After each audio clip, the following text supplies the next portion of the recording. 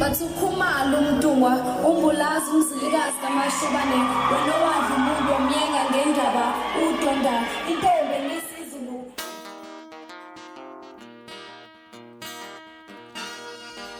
Kulukudu khalatha sengikhona sengiphakathi kuyona channel yakhe hamba phambili ngezo mina ngumfeze ngintuthu ngakho malo bathi ilasbona amagumede mhlabe ukuthi usemusha like ngizophinde ngicela nje ukuthi uyasubscribe ungakhohlwa ukucomment nokulike kanjalo futhi nokushare kuyikhona okukhulu kunakho konke bafethu umculo uMaskandi secret code engoma yoDomethi siyathandana naye sevula iSecret Code Foundation ezosiza izingane ezisele ezingakwazi ukuzithengela iuniform ukhuluma nje engomhla ka26 kuSeptember okuzoba kumsombuluko kuzoya kwezinye zesikole esendaweni yasehlokoze okuyigama lesikole isibalikhulu high school uthi isifiso sakhe ekulomculo ukuhambela zonke izikole abuyisele emphakathini kulabo abasele uyafisa ukuthi le foundation ithole uxhasa kanjalo futhi nabahleli bemicimbi bamqasha ukuze azokwazi ukubuyisela okuhle emphakathini umculo uMaskandi uSecret Code ukusiphawulele kanje.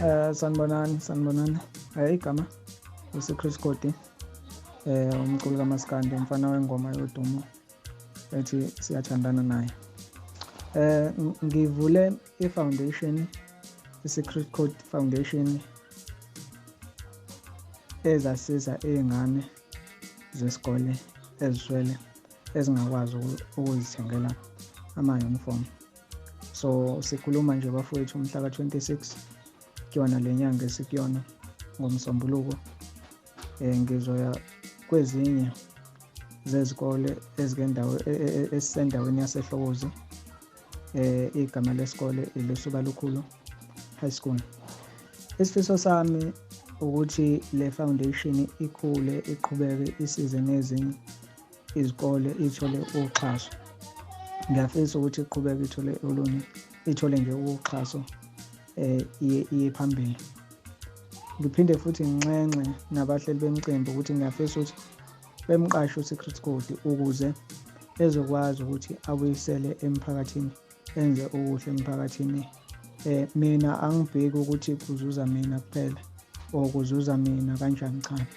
Angibheki leyo nto kuphela ngiyazi ukuthi kunabantu ekumele ngibasize kungahli mina kuphela.